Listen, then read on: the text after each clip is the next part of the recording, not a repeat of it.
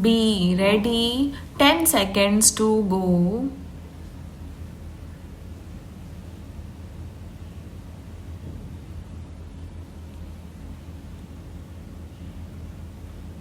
Start. I should therefore, like Parliament, to remember these basic things.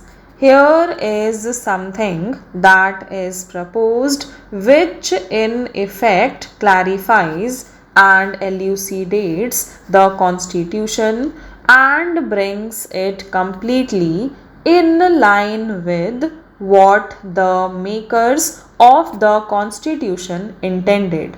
Unfortunately, they did not do so in clear enough language, and therefore the courts have interpreted it differently. So, first, it is a matter of elucidation. Secondly, it is wrong to say that we are suggesting any arbitrary action, any confiscatory action, or any expropriatory action. In fact, the Constitution has said that there should be compensation by law. But it is true that the quantum of compensation will be determined by the legislature. I cannot say offhand what in a particular case the legislature might do. But by and large, if you have to govern this country democratically, you have to trust the legislature not only in this but in 100 other matters of far greater moment. This legislature might decide on some far reaching change affecting perhaps a question of such magnitude as war and peace. Surely the Supreme Court will not decide that. It may decide other questions in ways which directly or indirectly might even affect property. All kinds of decisions may be taken which will have a powerful effect on our social and economic structure and, for example, on planning, but it is the legislature's will that is bound to prevail in such matters. There is no way out of it. It seems to me a basically wrong approach to single out this question of compensation and to take it out of the purview of the legislature in the sense of somebody else revising the legislature's decision. Such a course can be thought of only if you think that property is something semi divine and that the protection of private property is to the largest good of the nation, which hardly anyone today will say obviously. I do not know how I can deal with these fears and apprehensions. There is no remedy for fear except the absence of fear. Today, in the larger world context, nations are afraid, and because they are afraid, they often say and do the wrong things. Things thus get worse. I do not know what we shall do about it in the international sphere.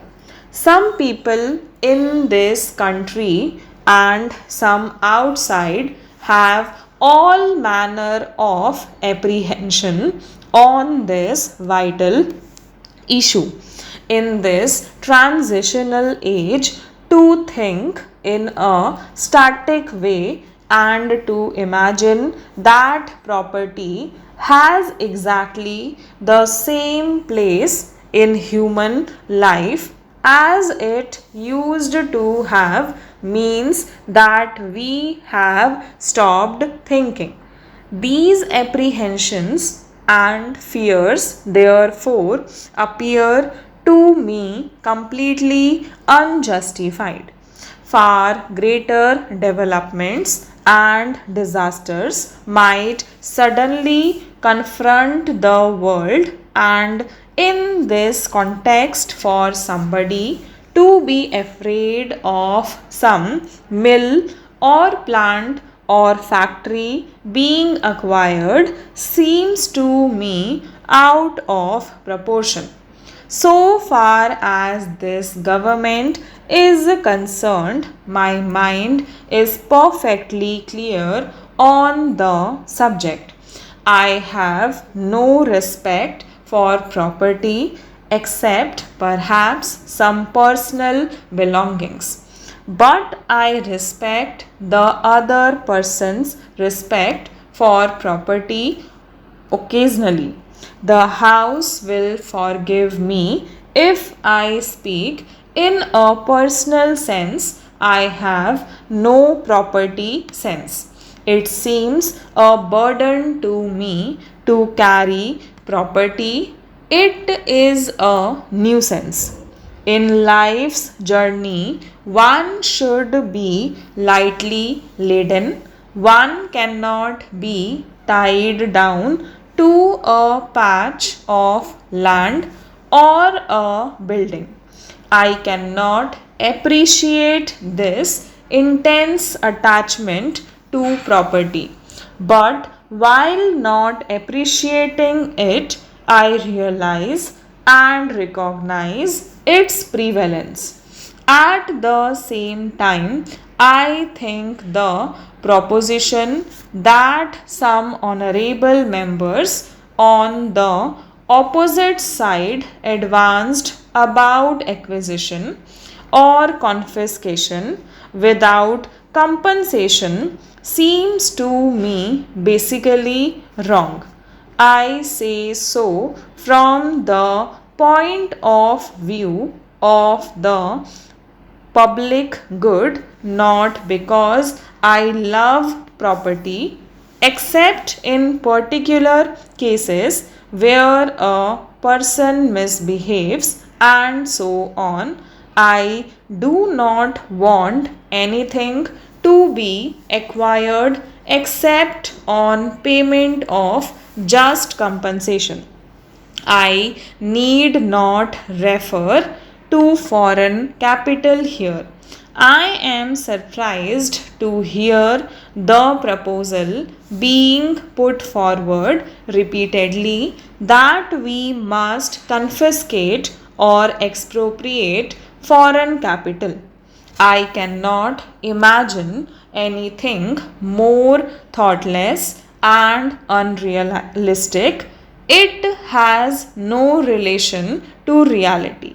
No country where it is socialist or communist or of any other type can do it, except in the thunder of war or revolution, when things happen not because of law or policy but because of historical forces. I am quite certain that the Soviet Union will never do it in regard to any foreign capital that may be there. It will not do it because international relations will be affected.